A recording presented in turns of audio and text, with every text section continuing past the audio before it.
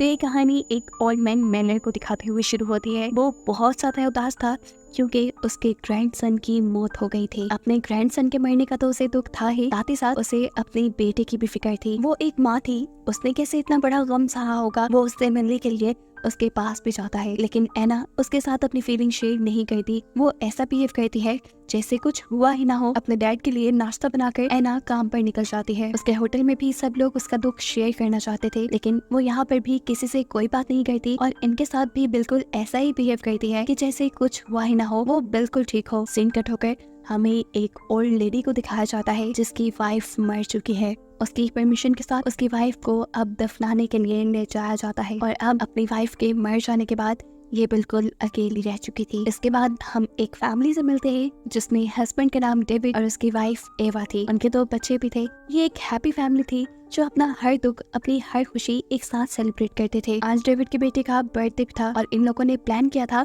कि अपने काम से वापस आने के बाद ये सब मिलकर ये बर्थडे धूमधाम से सेलिब्रेट करेंगे। ये प्लान करने के बाद ईवा और डेविड दोनों अपने काम के लिए निकल जाते हैं। वो नहीं जानते थे कि आज उन्होंने जो प्लान किया है वो बिल्कुल ही उल्टा होने वाला है। टनल से गुजरते हुए एवा की कार का एक्सीडेंट हो जाता है और मौके पे ही एवा की मौत हो जाती है। उसकी मौत से उसकी पूरी फैमिली बहुत ज्यादा शॉक थी और साथ में दुखी भी। डेविड अभी हॉस्पिटल ही था। ये रात तो जैसे कटने का नाम ही नहीं ले रही थी। इसी रात में हमें एक तेज आवाज सुनाई देती है। ये आवाज इतनी तेज थी कि सभी जिंदा इंसानों के कान फटने लगे थे और जिस वक्त ये आवाज सुनाई दी उसी वक्त पूरी दुनिया की लाइट एकदम से ब्लिंक हुई। इस आवाज के सुनते साथ ही सारे परिंदे यहाँ से उड़ जाते हैं और जहाँ पर एना काम कर रही थी हम देखते हैं कि वहाँ का फैन भी गिर जाता है, लेकिन किस्मत से एना बच जाती है। एना के डैड जो कि अपने ग्रैंडसन की ग्रेव पे गए हुए थे वो भी इस आवाज को सुनते हुए बेहोश हो जाते हैं और जब उन्हें होश आया तो उन्हें अपने ग्रैंडसन की कब्र में से कुछ आवाजें सुनाई दी। उसे लगा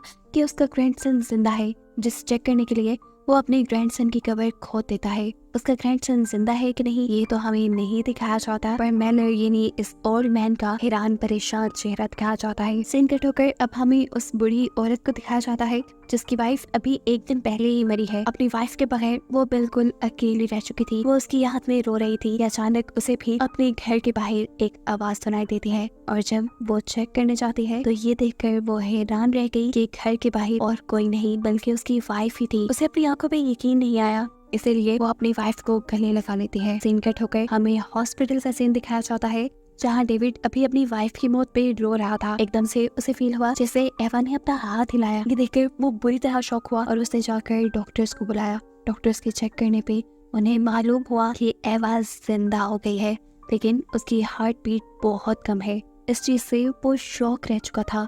वो घर आकर के बाद अपने बच्चों को भी बताता है कि पहले उसकी मॉम मर गई थी, लेकिन अचानक से फिर उसकी मॉम जिंदा हो गई और अब डॉक्टर्स का कहना है कि उनकी हार्ट बीट बहुत कम है, इसलिए डॉक्टर्स ने उन्हें अपनी ऑब्जर्वेशन में रखा है। डॉक्टर भी इस चीज को एक्सप्लेन नहीं कर पा रहे थे कि आखिर एवा जिंदा कैसे हुई है। यहाँ सीन कट होकर हम एना को देखते हैं जिसका बेटा मर चुका है। अपना दुख अपने अंदर रख रख के वो बहुत ज्यादा थक चुकी थी। वो अब इस दुख के साथ और जिंदा नहीं रहना चाहती थी। वो अपने बाथरूम में जाकर जोर से चीख मारती है और हम फैसला करती है कि वो भी जिंदा नहीं रहेगी, वो भी अपनी जान दे देगी।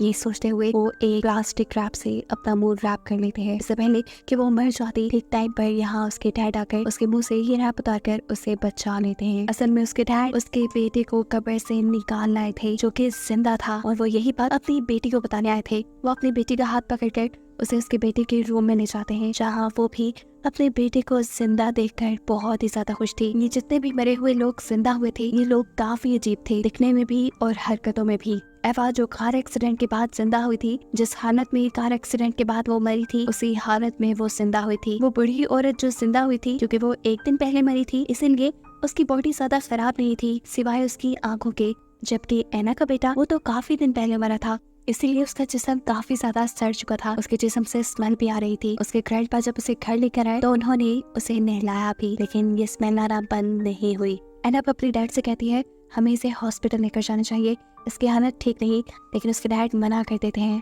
और कहते हैं नहीं हम इसे हॉस्पिटल नहीं ले जा सकते क्योंकि कब्र खोदना इल्लीगल है और हमने इल्लीगली कब्र खोद कर इसे निकाला है। वैसे भी अगर डॉक्टर्स को ये बात पता चली कि ये मर कर इतने दिन बाद जिंदा हुआ है तो डॉक्टर्स उसे अपने एक्सपेरिमेंट का बस एक पार्ट बना देंगे। अब ये बातें कर रहे थे कि एकदम से इनका डोर नॉक होता है। यहाँ पर पुलिस आई थी जो एना से उसके मरे हुए बेटे के बारे में ही पूछती है, क्योंकि पुलिस को शक था कि उसके ग्रैंडपा उसे उसकी कब्र से निकालना है। यहाँ एना कोई जवाब नहीं देती और पुलिस यहाँ एना के सैड एक्सप्रेशन और उसकी खराब हालत को देखकर चले जाते हैं। खैर ये रात कट जाती है और सुबह होने पर न्यूज में खबर मिलती है कि सिर्फ यही 3 लोग नहीं बल्कि पूरी दुनिया से मरे हुए इंसान जिंदा होने लगे थे। बहुत से लोग अपनी ग्रेव्स फाड़कर खुद बाहर आ चुके थे और बहुत से लोगों को उनकी कब्रों से निकाला जा रहा था। जितने भी मरे हुए लोग जिंदा हुए थे उनकी हालत करीबन एक सी ही थी।